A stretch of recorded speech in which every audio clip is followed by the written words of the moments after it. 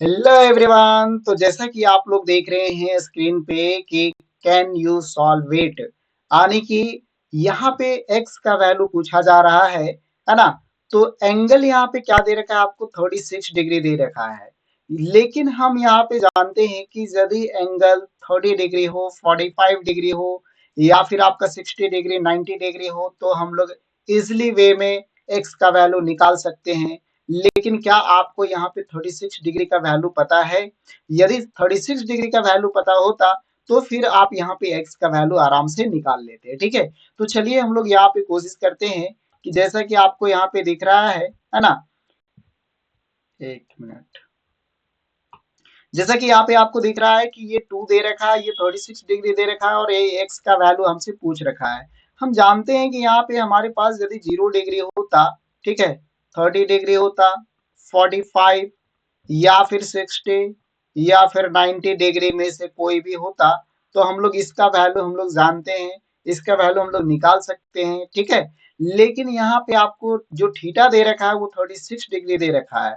तो theta 36 degree दे रखा है तो हम लोग का वैल्यू क्या होगा? ठीक है, जैसे यहाँ पे हम लोग देख सकते हैं कि cos 36 डिग्री का जो वैल्यू होगा वो क्या होता है, तो बेस अपॉन हाइपोटेनियस होता है। बेस अपॉन क्या होता है, हाइपोटेनियस होता है यहाँ पे, है ना। जो कि हम लोग का ये हाइपोटेनियस है और ये क्या है आपका बेस है, मतलब आधार बटा कर्ण है। ठीक है, चलिए तो यहाँ पे 36 डिग्री का वैल्यू हम लोग नहीं जानते हैं, इसलिए हम लोग यहाँ पे एक्स का वैल्यू नहीं निकाल पाएंगे।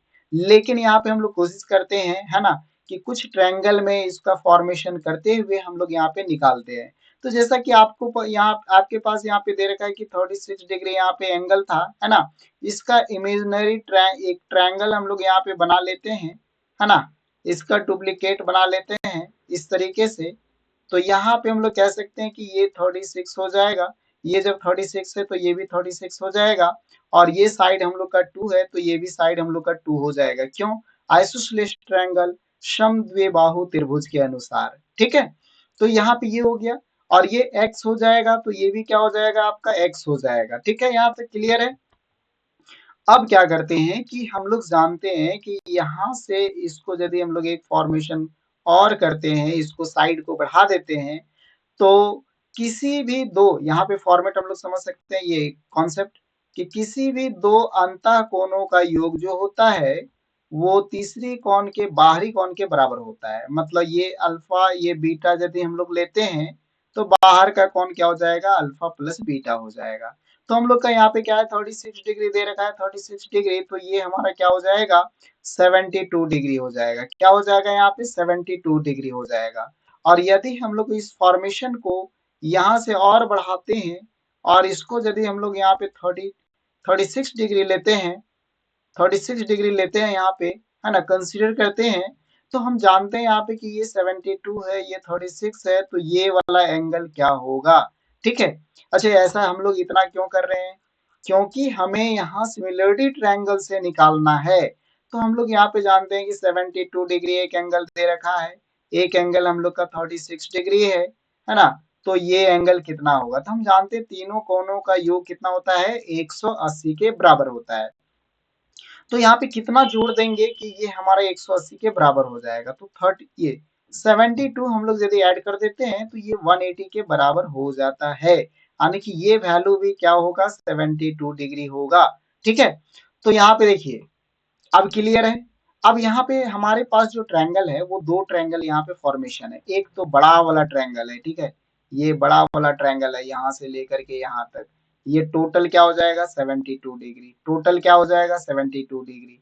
ये हमारा क्या है, 72 डिग्री। तो जब ये और ये दोनों है, यहाँ पे हम लोग कुछ मान लेते हैं, जैसे कि यहाँ पे x माने, यहाँ पे p मान लेते हैं।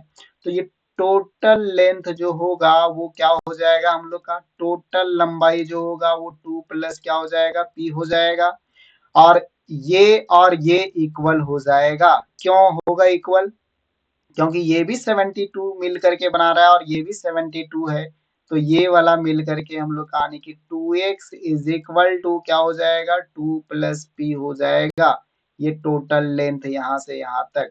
तो हमारे पास यहाँ पे दो ट्रायंगल का फॉर्मेशन है, दो ट्रायंगल का फॉर्मेशन कौन कौन सा है, तो एक ट्रायंगल हम लोग का बड़ा वाला हो गया और दूसरा ट्रायंगल जो इमेजिनरी यहाँ पे बना है वो छोटा वाला ट्रायंगल।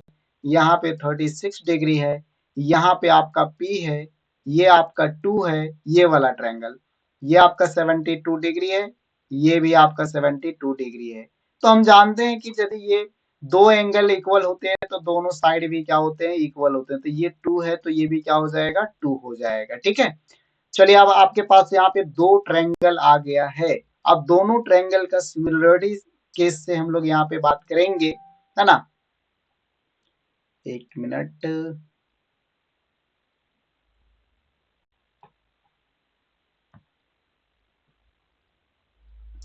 हाँ तो यहाँ पे हम लोग बात करेंगे सिमिलरिटी ट्रायंगल से।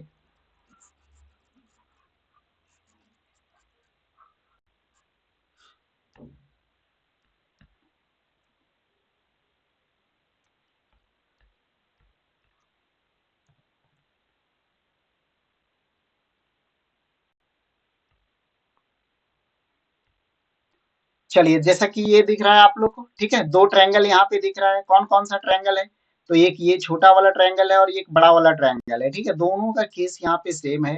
तो हम यहाँ पे लिख सकते हैं, क्या लिख सकते हैं यहाँ पे, है ना, कि यहाँ पे लिख सकते हैं हम लोग 2 + p, है ना। यहाँ पे देखिए 2 + p जो होगा वो डिवाइडेड बाई क्या होगा, 2 होगा। 2 + p divided by 2 is equal to क्या होगा, 2 डिवाइडेड बाई ये p, है ना,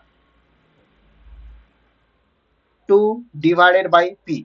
ठीक है, तो ये रेशियो के अनुसार हुआ। जैसे हम लोग नहीं लिखते कि ए बी बट्टा पी क्यू, है ना, और बी सी बट्टा पी आर, ठीक है, क्यू आर।